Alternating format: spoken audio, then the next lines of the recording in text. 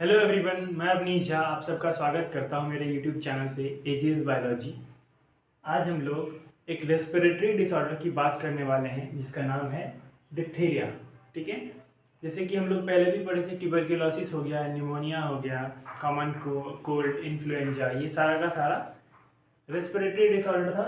तो अभी जो हम लोग पढ़ने वाले हैं डिप्थीरिया, और इसके बाद हम लोग पर्टुसिस पढ़ेंगे, वो भी क्या है, रेस्पिरेटरी डिसऑर्डर है। ठीक है, तो काफ़ी सारा चीज़ सिमिलर देखने को मिलेगा।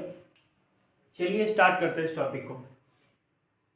तो डिप्थीरिया क्या होता है पहले ये जान लेते हैं। डिप्थीरिया जो है एक रेस्पिरेटरी डिसऑर्डर है, मतलब रेस्पिरेटरी सिस्टम का डिजीज है ना। सांस लेने में दिक्कत हो सकती है इसमें। ऐसा अगर सिंपली हम लोग समझें तो सांस लेने के प्रक्रिया में डिस्टरबेंस होगा। उसके जो वाइटल ऑर्गन है, जो हमारा लंग्स है, ट्रैकिया है, नोज है ना, इन सब चीज़ों में कहीं ना कहीं डिफिकल्टी आएगी उसके फंक्शन में। ठीक है, तो it is a respiratory disorder caused by corynebacterium diphtheria. Tuberculosis किससे होता था? माइकोबैक्टीरियम ट्यूबरक्लोसिस से। ठीक है, और इसमें भी देखिए आप एक चीज सिमिलर मिल रहा है, क्या कि जो नाम है डिजीज का और जो बैक्टीरिया का नाम है, तो दोनों में सिमिलैरिटी है। नाम जो है बैक्टीरिया का, उसमें डिजीज का नाम लिखा है, तो आपको वैसे ही याद हो जाएगा बैक्टीरिया का नाम, कॉरिने, CORYNE, कॉरिने बैक्टीरियम डिप्थीरिया। ठीक है, ये जो बैक्टीरिया है ये हमारे बॉडी में एंटर करता है कैसे? ड्रॉपलेट इन्फेक्शन से। ये भी हम लोग पहले पढ़ चुके हैं। ठीक है, तो जो हमारे बॉडी में इनहेलेशन के द्वारा या फिर किसी भी वे से, नोजल वे से एंटर किया तो अफेक्ट करता है ना, कि पहले अफेक्ट किसको करता है? अपर रेस्पिरेटरी ट्रैक्ट में अफेक्ट होता है, अफेक्शन होता है, इसका इफेक्ट होता है। और इंक्यूबेशन पीरियड जो है वो क्या होता है? 2 से 5 दिन का।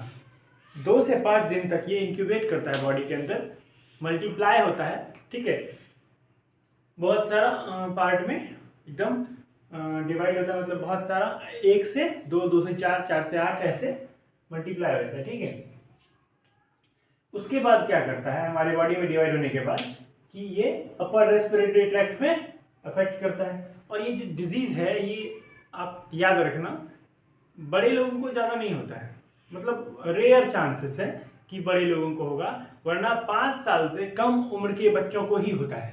ठीक है, generally occurs in children less than 5 years old. ठीक है, 5 साल से कम उम्र के बच्चों को ये डिप्थीरिया ज़्यादा होने का चांसेस रहता है। अगला है पॉइंट की फ्रीक्वेंटली अकर्स इन विंटर्स। अब देखो, आप पूछोगे कि विंटर्स में ही क्यों, किसी भी समय किसी भी सीजन में ही क्यों क्यों नहीं?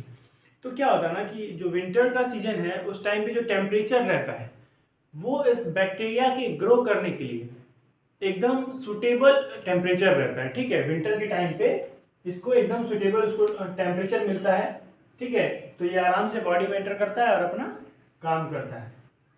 किसमें? बच्चों में। और विंटर्स के समय में वैसे भी आप देखोगे कॉमन कोल्ड वगैरह हो गया, ये ज़्यादा होता है विंटर्स के समय में।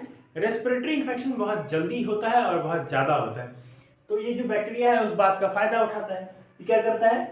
बच्चों में एंटर कर जाता है इनहेलेशन के द्वारा और फिर अपना काम शुरू कर देता है। रेनी सीजन में भी ये हो सकता है। ठीक है, बरसात के मौसम में भी रेस्पिरेटरी इन्फेक्शन होने का चांसेस रहता है। तो ये अब एक बार रिकॉल करते हैं, रेस्पिरेटरी डिसऑर्डर है, कॉरिनेबैक्टीरियम डिप्थीरिया के द्वारा होता है, चिल्ड्रंस में होता है जो 5 साल से कम उम्र के हैं। ठीक है, चिल्ड्रन में होता है, और विंटर सीजन और रेनी सीजन में होने का चांसेस रहता है। विंटर सीजन में ज़्यादा और रेनी सीजन में भी हो सकता है। ठीक है, और ये तो हम लोग पहले ही बात कर चुके हैं कि ड्रॉपलेट इन्फेक्शन है। और ड्रॉपलेट इन्फेक्शन क्या होता है आप लोग अच्छे से जानते हो, पहले की वीडियो में बता चुका हूँ। जिन लोगों ने यार वीडियो नहीं देखा है अगर, तो आप मेरे प्लेलिस्ट में जाना क्लास 12 का, और उसमें जाके देख लेना, चैनल सब्सक्राइब कर लेना और वीडियो को भी लाइक कर देना अगर अच्छा लगे तो। ठीक है, और बेल आइकन दबाना मत भूलना, ताकि नेक्स्ट वीडियो जब आए तो आपको फटाक से नोटिफिकेशन मिल जाए और आप देख लो वीडियो को। ठीक है, कोई भी टॉपिक मिस ना करो। ठीक है, तो हम लोग बात करते हैं किसकी? सिम्टम्स की। क्या क्या सिम्टम्स मिलेंगी हमको इसमें? ठीक है, डिप्थीरिया में। तो पहला चीज कि जब होगा ना तो अर्ली स्टेज में ये कोई सिम्टम देगा नहीं, ठीक है, नो अर्ली सिम्टम्स। जब स्टार्टिंग फेज होगा तो इन्फेक्शन हुआ, इंक्यूबेट हुआ बैक्टीरिया और इन्फेक्शन हुआ, तो उस टाइम पे ज़्यादा सिम्टम देगा नहीं, बस थोड़ा कॉमन कोल्ड वाला सिम्टम रहेगा।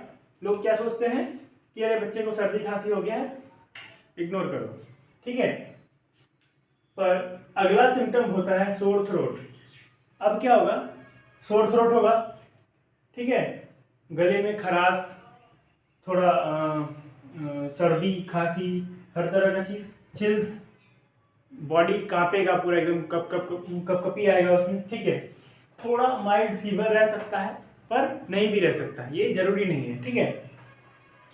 वॉमिटिंग एंड हेडेक, और अगला चीज जो बहुत इंपॉर्टेंट चीज है वो है blood tinge nasal discharge.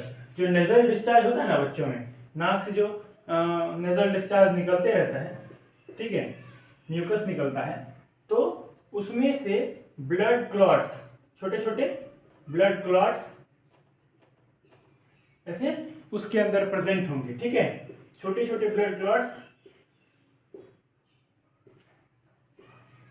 Present होंगे कहाँ, प्रेजेंट इन नजल डिस्चार्ज, ठीक है। जो नजल डिस्चार्ज होगा उसमें छोटे छोटे ब्लड क्लॉट्स प्रेजेंट होंगे। अब इससे बचा कैसे जा सकता है, देखिए जब बच्चा का जन्म होता है तो उसके 6 वीक्स के अंदर क्या करना होता है हम लोग को, डीपीटी वैक्सीन, इसकी बात हम लोग पहले भी कर चुके हैं, ठीक है। जब हम लोग टेटनस पढ़े थे तो हम लोग बात कर चुके हैं डीपीटी वैक्सीन की, डिप्थीरिया, परटूसिस और टेटनस का वैक्सीन आता है, ठीक है, जो within 6 week of birth baby को लगा देना चाहिए ताकि उसको इस चीज से प्रिवेंशन मिल सके, ठीक है। अब आगे हम लोग बात करते हैं किस चीज का, परटूसिस क्या होता है। परटूसिस भी एक रेस्पिरेटरी डिसऑर्डर है, अभी जस्ट बोला था मैंने।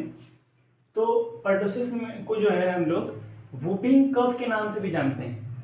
वूपिंग कफ क्यों कहते हैं, क्योंकि वूप का मतलब होता है लाउड साउंड, किसी भी चीज का लाउड साउंड अगर आता है तो, ठीक है। और कफ के दौरान अगर लाउड साउंड आता है तो उसको क्या कहते हैं, वूपिंग कफ, ठीक है।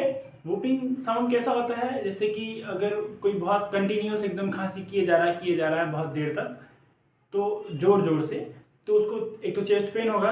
और वूपिंग कफ इसलिए कहते हैं क्योंकि उस टाइम पे जब खांसी उसकी खत्म होगी तो वो जो सांस लेगा इस तरह का साउंड आएगा उसको, ठीक है। तो वो जो साउंड होता है वो बहुत लाउड होता है और उसको वूपिंग साउंड कहते हैं।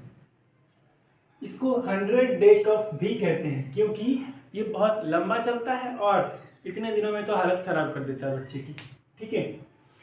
इंक्यूबेशन पीरियड क्या होता है, 10 से 16 दिन का। पता ही है क्या होता है इंक्यूबेशन पीरियड, 10 से 16 दिन तक आराम से वो अपने बॉडी में क्या करता है, अपना मल्टीप्लाई करता है।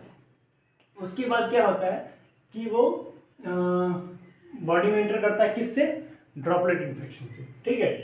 तो कॉज किससे होता है, बॉर्डिटेला परटूसिस। बॉर्डिटेला परटूसिस जो है बैक्टीरिया है और इसके द्वारा ये परटूसिस डिजीज होता है और ये बैक्टीरिया है 10 से 16 दिन में अपना मल्टीप्लिकेशन करता है, ठीक है।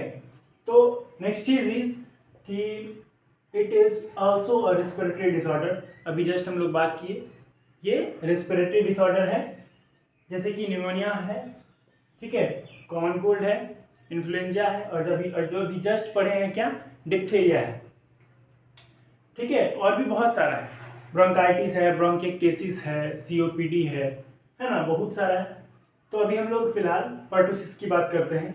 कंटिन्यूअस कफ होता है इसमें, ठीक है, और सीवियर कफ होता है, मतलब लगातार और बहुत ज़्यादा, ठीक है, बहुत ज़्यादा इंटेंसिटी में बहुत ज़्यादा पेनफुल कफ होता है, ठीक है। उसके बाद वूपिंग ड्यूरिंग इनहेलेशन, वही सांस लेते वक्त, जब अंदर सांस लेंगे, खांसी करने के बाद जब सांस अंदर लेते हैं, इनहेलेशन करते हैं, इनहेल करते हैं, तो क्या होता है, वूपिंग साउंड आता है, ठीक है। It is also a droplet infection, ठीक। अब हम लोग बात करते हैं किस चीज का, सिम्टम का। तो सिम्टम क्या होता है, सिम्टम होता है जैसे कॉमन कोल्ड हम लोग पढ़े थे, कॉमन कोल्ड में जो सिम्टम आता है लगभग वही वही सर्दी खांसी बुखार, ठीक है, हेडेक, फटीग, ये सब टाइप का सिम्टम आता है। Severe attacks of cough and whooping sound, बहुत सीवियर अटैक मतलब क्या आप समझ रहे हैं कि बहुत ज़्यादा कंटिन्यू खांसी होता है, थोड़ी देर के लिए रेस्ट मिलेगा उसको फिर से स्टार्ट हो जाएगा, वैसा कफ होता है बहुत ज़्यादा, ठीक है। और वूपिंग साउंड आता है, वॉमिटिंग और कन्वर्जन्स भी आ सकते हैं। अब यहाँ से देखिए आप, अगर तब तक इसको अनट्रीटेड छोड़ दिया गया, ट्रीटमेंट प्रॉपर तरीके से नहीं हुआ या ट्रीटमेंट करवाया ही नहीं गया, तो क्या होगा, उसको वॉमिटिंग और कन्वर्जन्स आना होगा स्टार्ट। कन्वर्जन्स क्या होते हैं? कन्वर्जन्स होते हैं ट्रिगर्स, मतलब एक तो चक्कर आना हो गया और दूसरा चीज़ हो गया कि उसको अटैक आना, मतलब उसमें क्या होता है कि दांत वांत पूरा बैठ जाता है, पूरा बॉडी एकदम अकड़ जाता है, उस टाइप का कन्वर्जन आना स्टार्ट हो जाएगा, बॉडी पूरा कांपेगा, ठीक है।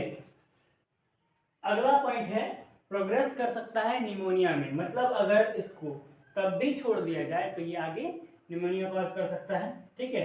और निमोनिया कॉज कर सकता है इतना, अगर आगे तक बढ़ गया ना तो बच्चे को बचाना बहुत मुश्किल है, ठीक है।